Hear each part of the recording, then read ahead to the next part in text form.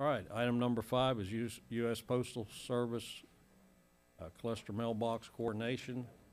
This is a discussion of board policy that would require developer verification of coordination with U.S. Postal Service for all subdivision developments submitted for the board approval, and include codifying language in the next round of land development code changes to add cluster mailboxes. Any questions or comments from the board? Thing from Roger? Okay. Commissioner Parker?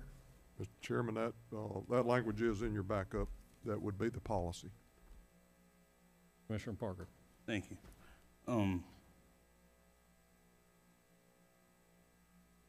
Couple probably more philosophical type questions, but one is the last sentence for new subdivisions not already constructed states that the area will be labeled as common area and the responsibility of the HOA. I'm just wondering,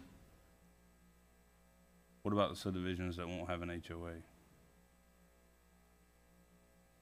I don't want to force. There are very few new subdivisions being developed today, public or private, that do not have an HOA. That's very rare.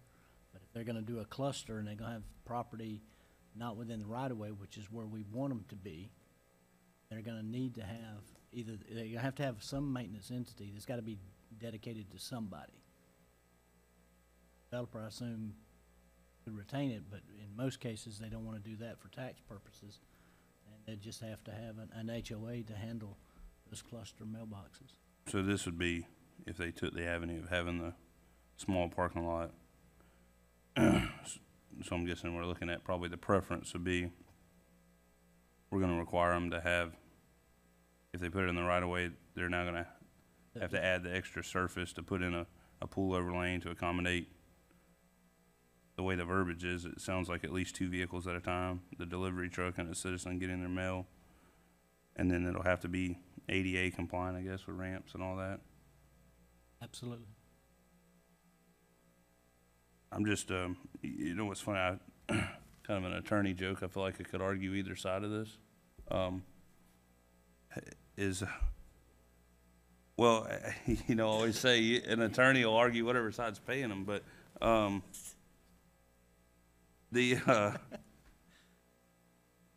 don't know. It just seems like obviously more cost. I can understand the concerns with. I know Commissioner Cole had a subdivision in his district that they had to deal with not getting mail. I guess just the little part is now we're requiring more cost to go into these homes and more things just based on this, I'm going to say optional agency. There's nothing that requires folks to even use the Postal Service via,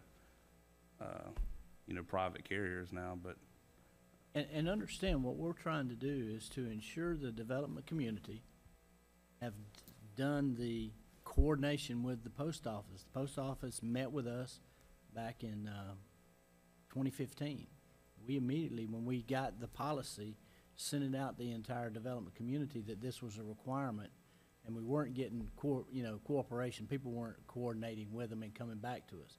We know where the phone calls are going to come when the post office tells you, the people call you and say the post office won't deliver my mail to my house. And so they're not going to do that. There's not going to be individual mail service at any new subdivisions. They've told us that. Now, the federal government can change their regs. We're not trying to regulate that. We're just trying to make certain that you, the board, has information that says everybody knew about it up front. And we're addressing subdivisions already constructed but not platted, and then those brand new subdivisions. So our policy is asking for coordination, and this is guidance that we're in the policy giving them, that this is how you can accomplish this with the post office, but we're not saying you must do this. Roger, excuse me just a second, Commissioner Parker. Roger, is this language like boilerplate through the post office or the state building or anything like that? In the backup, under the engineering item number, I do believe that's number 7,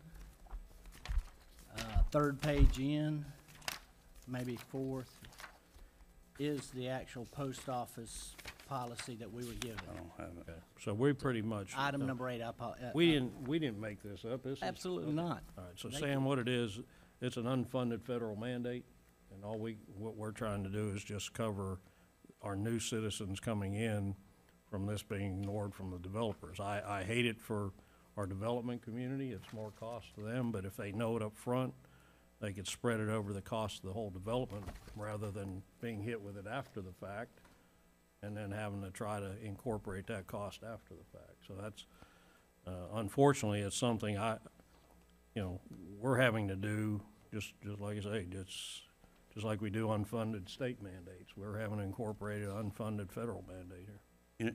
Mr. Chairman, I think, and that's probably the best analogy I can come up with, what you just stated is, I know common sense here, obviously, we're gonna do this, I'm just sort of have that little thing in the back of my head that cautions me about, just like Roger said, they can change their policy next week or next year, and then here we are back in the same boat, and it's like, so now we're playing force our developers who sometimes get cast aside of the big bad evil wolf, but I mean, they're providing a service to citizens that want to move here. They're providing home and shelter, and we're casting more cost and more obligations, which they have to compete with neighboring counties as well as existing homes, and in turn is more just to say you have to have mail service, and I guess that's the only hiccup I have versus.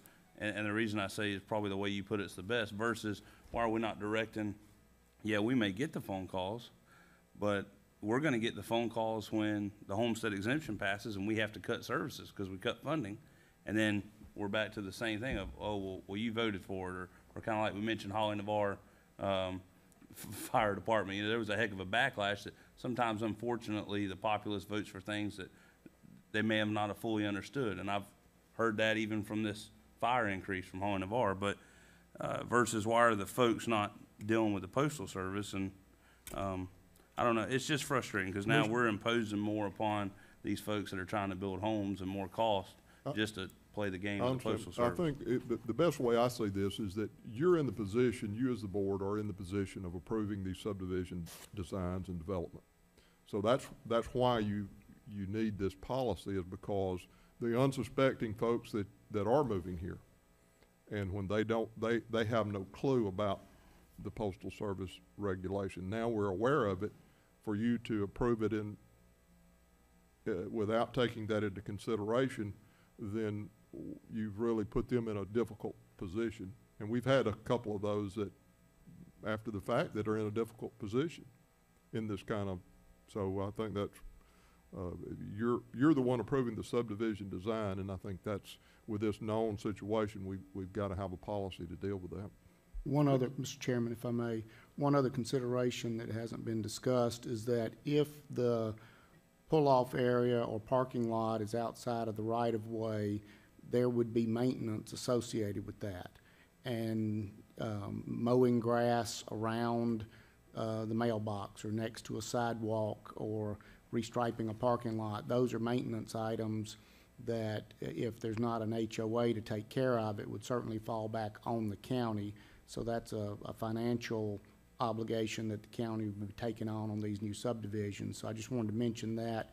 It is a further consideration that, we don't have the means currently in our road department to go out and mow grass down to lawn care level next to mailboxes or, gang mailboxes or around parking lots. So that level of maintenance would be difficult for us to provide currently. So just one other consideration. You're saying that's if it is on the right-of-way.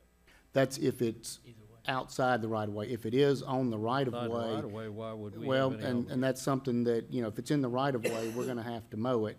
But and that's one reason that the language that's being proposed has the gang mailbox sitting on a concrete pad so that the weeds aren't growing up underneath it. That was I'll call that a consideration that we discussed from Public Works and Engineering talking over a year ago about these items. But if it's something that's off the right-of-way and much more elaborate, then there'd be that much more to maintain. Okay. Commissioner Lynchard? Thank you, Mr. Chairman. On the proposed policy, I don't see an alternate, but on both of these, couldn't we have a statement that as an alternative to either of these approaches to the clustered mailbox, the developer can provide suitable evidence from the post service that individual curbside approval has been approved for that subdivision? Oh, absolutely. The policy talks about language. We're wanting verification he's coordinated. All right, we were just trying to give some guidance on how to approach the post office. The post office will tell him where within his new development those clusters may go. Our policy is saying we want to have the ability to comment from a public safety standpoint as it relates to intersections, entrance driveways, maintenance of traffic, and all those things and considerations. But the post office will be the ones dictating where and when and how. So the developer still has the option of going to the post office and getting approval for individual mailboxes if the post office is so If they inclined? determine that that's possible to continue. We've had Right. one development here in the county, they had individual post offices in phase one, but subsequent phases are gonna be clustered. Right, so but that's still an option, we're not Yes. taking that option No. away? We're People just, can- we're just asking Yeah. for I- verification of coordination. I'm fine with that, I would, Yeah. I support this as written. Mr. Salter. Mr. Chairman, reading the policy, effective April 5th, 2012, the last sentence says, "The builder must get advanced approval from the post office to determine the method of delivery." Not exactly how to be, but the method of delivery. The Postal Service is not responsible for seeking out the builder. The builder has to contact the Postal Service. So it's pretty plain that the builder has to contact the Postal Service to seek out the best method of delivery. So basically, what we're doing today is this is a wake-up call. Make sure this T is crossed and I is dotted. A little further than a wake-up call. Well, I meant, for everybody.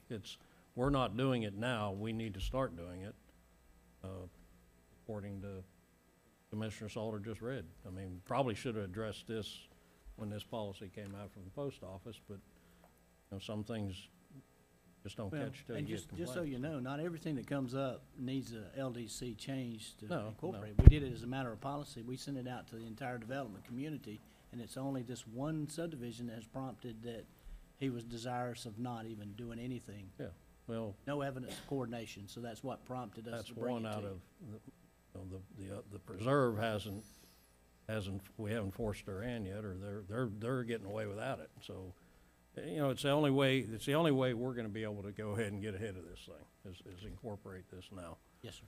My thoughts on keeping it mowed, if you own a house and you're out mowing your grass and this thing happens to be in your side yard or even your front yard, more than likely you're gonna mow it.